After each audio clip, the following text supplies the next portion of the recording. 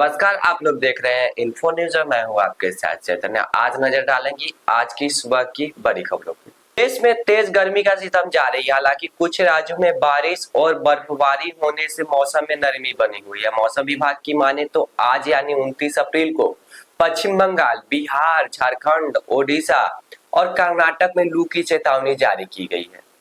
बिहार के गोपालगंज में रविवार को एक तेज रफ्तार ट्रक ने एक वैन को पीछे से टक्कर मार दी, जिसमें तीन पुलिस कर्मियों की मौत हो गई है, जबकि करीब 12 लोग घायल हो गए हैं। पुलिस ने बताया कि यह घटना बरहिमा बाजार के निकट तब हुई जब वैन में सवार पुलिस टीम लोकसभा चुनाव के तीसरे चरण के तहत ड्यूटी करने के लिए सुपौल जा रही थी। पुलिस ने बताया कि चुनावी ड्यूटी पर पुलिस कर्मियों को ले जा रही वैन बरहिमा बाजार के पास रुकी थी। तभी एक तेज गति से आ रहे ट्रक ने उसके पीछे से टक्कर मार दी, जिसमें 2 पुलिस कर्मियों की मौके पर ही मौत हो गई, जबकि एक अन्य घायल पुलिस कर्मी की अस्पताल में मौत हो गई है। इस घटना में करीब 12 लोग से अधिक घायल हुए हैं।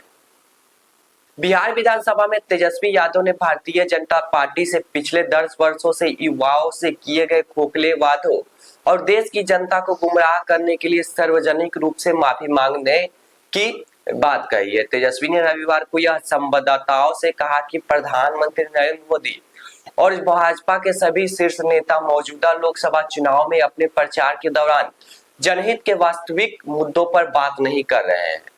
उन्होंने कहा कि वे सिर्फ मंगलसूत्र और अन्य मुद्दों के बारे में बात करके लोगों को गुमराह करने और उनका ध्यान भटकाने की कोशिश कर रहे हैं, जिनका लोगों से कोई लेना देना नहीं है। नेता प्रतिपक्ष ने कहा कि प्रधानमंत्री मोदी ने युवाओं को हर साल करोड़ों नौकरियों देने की बात कही थी, लेकिन पिछले 10 साल में यह सिर्फ चुनावी जुमला बनकर रह गया है।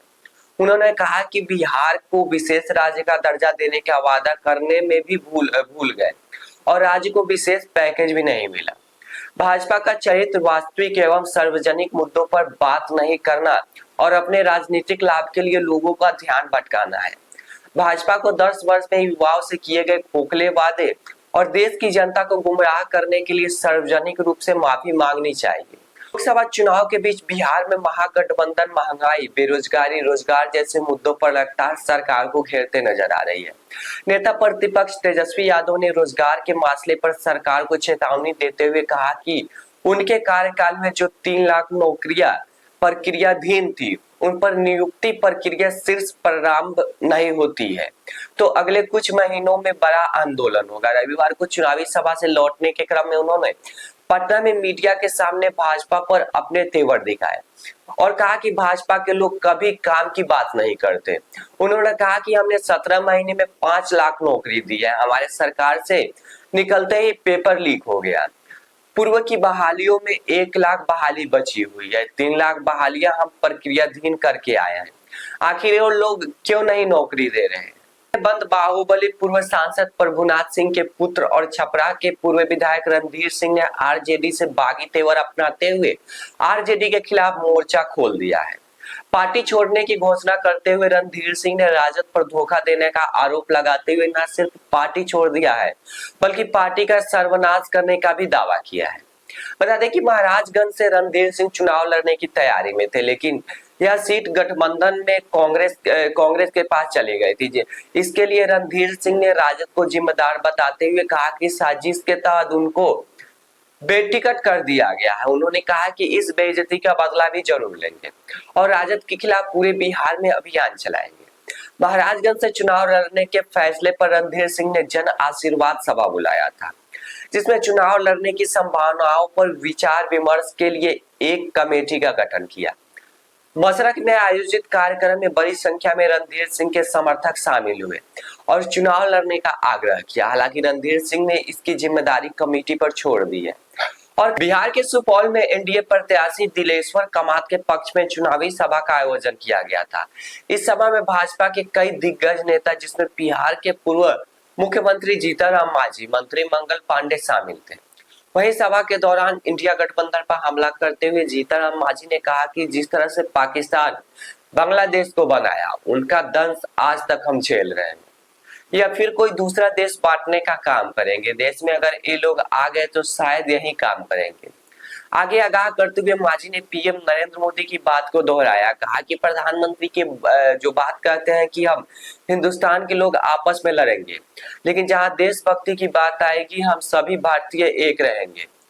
बिहार में लोकसभा चुनाव के बीच राजद और बीजेपी के बीच आरोप प्रत्यारोप का दौर जारी है। इस क्रम में राजद सुप्रीमो लालू यादव ने पीएम नरेंद्र मोदी पर आरोप लगाते हुए उन्हें समाज को बांटने वाला बताया। अब उनके बयान पर बीजेपी ने में पलटवार किया है। स्वास्थ्य एवं कृषि मंत्री मंगल पांडे ने कहा कि लोकसभा चुनाव में करारी हार की आशंका से लालू परिवार पूरी तरह निराश और हताश की भावना में डूबा हुआ है। उन्हें अब समझ नहीं आ रहा है कि जनता के बीच क्या झूठ बोला जाए और किस तरह से भ्रम फैलाया जाए। जनता उनकी एक भी बात मानने या सुनने के लिए तैयार नहीं है। 2024 के 46वें मुकाबले में सीएसके का सामना सनराइजर हैदराबाद से हुआ। चेपॉक में खेले गए इस मुकाबले में चेन्नई ने हैदराबाद को 78 रन से मात दी। पहले बल्लेबाजी करते हुए चेन्नई ने 212 रन बनाए थे। हैदराबाद 18.5 ओवर में 134 रन बनाकर ऑल आउट हो गए। लक्ष्य का पीछा करते हुए हैदराबाद की शुरुआत बेहद ही खराब रही। दूसरी ओर हैदराबाद के लगातार 2 विकेट झटके। तुषार देशपांडे ने ट्रेविस हेड और अनमोल प्रीत को आउट किया, जिसके बाद सनराइजर टीम बुरी तरह बिखर गई। टीम की तरफ से एडेन मॉर्गन ने सर्वाधिक 32 रन बनाए। हैरी क्लासेन के बल्ले से 20 रन निकले। चेन्नई की तरफ से तुषार देशपांडे ने 3 ओवर में 27 रन देकर 4 विकेट लिए। मुस्तफिजी और पथिराना को 2-2 विकेट मिले। चेन्नई की तरफ से कप्तान ऋतुराज गायकवाड़ ने 98 रन की तूफानी पारी खेले। उनके अलावा शिवम दुबे ने नवाद 39 रन बनाए। आज के लिए इतना ही। बाकी और देश और दुनिया की बाकी खबरों के लिए देखते रहिए इन्फो न्यूज।